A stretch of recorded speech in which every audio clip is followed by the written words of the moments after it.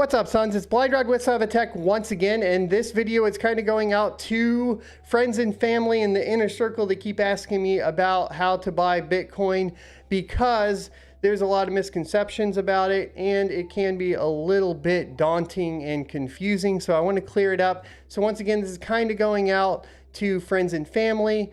It is a basics video and we're going to go over the basics of buying Bitcoin, where you should buy it from, where you shouldn't buy it from, the reasons why, and then how to send that out to a personal wallet and secure it. So starting things off, we're just going to hop on over here and we're going to first talk about the things you shouldn't be using to purchase Bitcoin.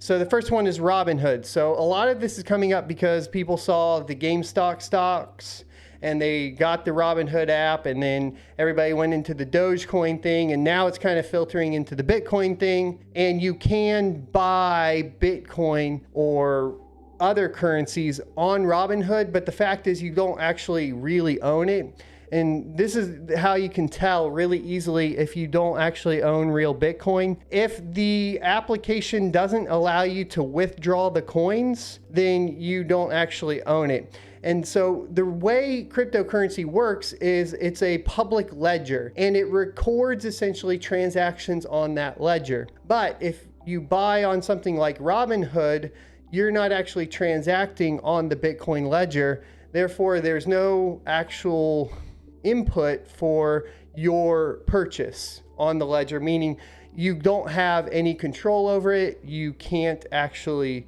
use it. You can't use the Bitcoin itself. And the only thing you can do is sell it back to Robinhood. Where this is going to be a big problem here coming up in the future is that Bitcoin is a limited supply coin or currency. So there's only so many Bitcoins in existence, and there is a cap on the amount that will ever exist. Meaning that if you keep buying on Robinhood and it gets to the point to where there's not enough Bitcoin in existence for them to fulfill those orders, well, they're just going to have to shut it down and you're going to lose, obviously, that Bitcoin. Now, there is the movement aspect of this, but we'll talk about that in a different video.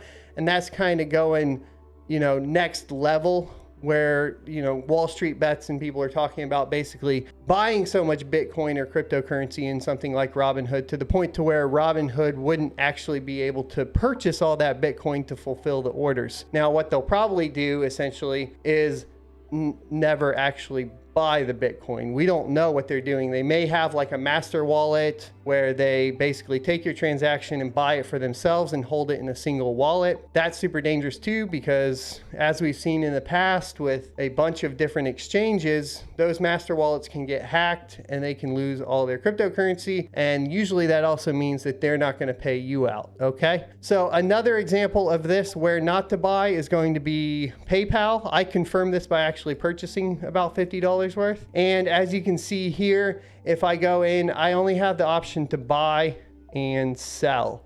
I can't send my Bitcoin to another wallet. So it only exists within the PayPal app. Now, there were also reports of PayPal selling more Bitcoin than they actually own. And that's a big problem, like we talked about, of course, with Robinhood. So because we can't send the cryptocurrency out, we don't actually own it. It was never put on the public ledger that we bought Bitcoin. We're only buying within their ecosystem. So it was never on the public ledger. Therefore, I don't actually own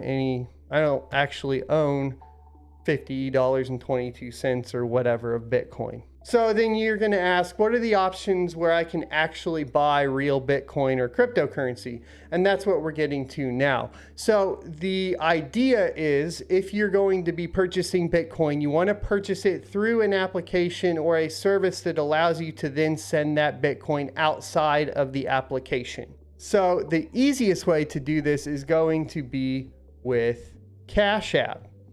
So Cash App basically functions in a form of buying Bitcoin where, because it's a Cash App, it allows you to buy with pretty much every bank in the United States because it's Cash App, and then you can convert that to Bitcoin. So it doesn't go to your bank and say, hey, I'm purchasing Bitcoin, which in a lot of cases then the bank will block that An example of this is going to be Coinbase, where like essentially if you try to purchase cryptocurrency from Coinbase with a credit card, a lot of credit cards and banks will block that transaction because they don't want you buying cryptocurrency. Cash App gets around this by essentially being Cash App, right? It's basically like PayPal. It's trusted by banks. It allows you to pull that out. It pulls it out as US dollar and then converts it to Bitcoin within the app. So the next part about that is that Cash App allows you to send the Bitcoin outside of the app, meaning that once you send it outside of the app, it will then be on the public ledger that you own that Bitcoin. Here's the key, which can be a little confusing. A lot of people want to keep it within the app because it's easy to use. But as long as it's within the app, and this is true with most exchanges, if it's in the application, you don't own it. Cash App technically owns it because it's on Cash App's Bitcoin wallet. It's not on an individual wallet. So if you actually want to own it, you need to send it to a private wallet, a personal wallet, which we'll go over here in just a second as well. The second option that I recommend is going to be crypto.com. It's super simple to use. Obviously, links for all these will be in the description below, but it's set up as a US bank, which I'm not for banks being involved in crypto, but the fact is, to facilitate the transfer in this kind of weird space as it sits right now, you need an application like this that is a registered bank, because then you're able to essentially wire transfer money in. Once again, getting around that whole problem of banks blocking you purchasing cryptocurrency. And that's the reason they set up the bank, is so that you can do a legitimate wire transfer from your regular bank to their bank, and then they'll allow you to purchase cryptocurrency